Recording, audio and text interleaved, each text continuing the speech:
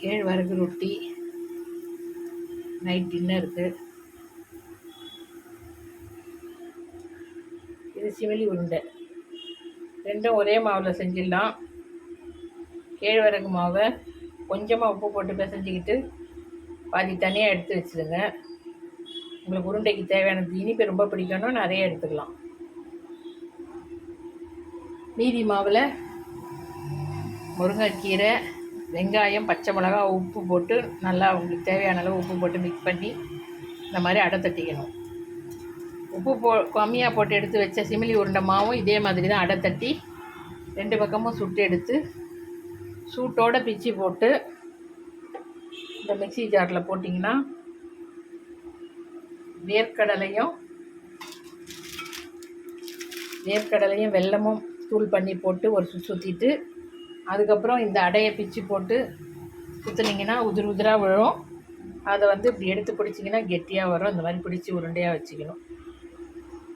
ரொம்ப ஈஸியாக பிடிச்சிடலாம். வேர்க்கடலையும் வெல்லமும் தூள் பண்ணி போட்டு ஒரு சுற்றிட்டு மிக்சியில் அதுக்கப்புறம் நம்ம சுட்டு வச்ச உப்பு போடாத கேழ்வரகு அடை அதை பிச்சு போட்டு உருட்டி எடுத்தோம்னா ஒரு சுற்றி எடுத்தோம்னா நமக்கு அருமையான சிமிலி உருண்டை ரெடி ஆகிடும். நம்ம கேழ்வரகு ரொட்டி ரெடி ஆகிடுச்சு. கேழ்வரகு ரொட்டி ரெடி ஆகிடுச்சு. சிமிலி உருண்டையும் ரெடியாக இருக்குது.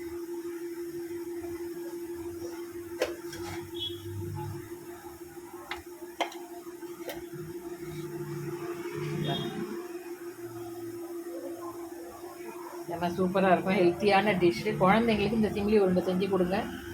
கேழ்வரகு ரொம்ப உடம்புக்கு நல்லது. இந்த மாதிரி சிமிலி உருண்டை செஞ்சு கொடுங்க, ரொம்ப நல்லாயிருக்கும். ஹெல்த்தியானது, ரொம்ப ஈஸியாகவும் செஞ்சிடலாம்.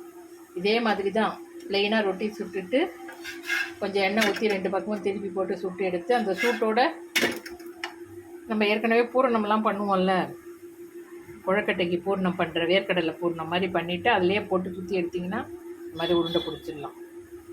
மிக்ஸி ஜார்லேயே ஈஸியாக பண்ணிடலாம். பண்ணி பாருங்கள். வணக்கம்.